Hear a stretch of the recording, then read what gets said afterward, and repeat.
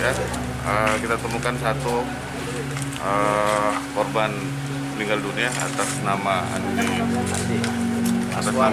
Aswari Raja Amir, Anwari Raja Amir. Itu dalam posisi berada di dekat kamar mandi dan dekat sumur juga. Jadi mungkin ada niat untuk menyelamatkan diri, ya, untuk ke kamar mandi seperti itu.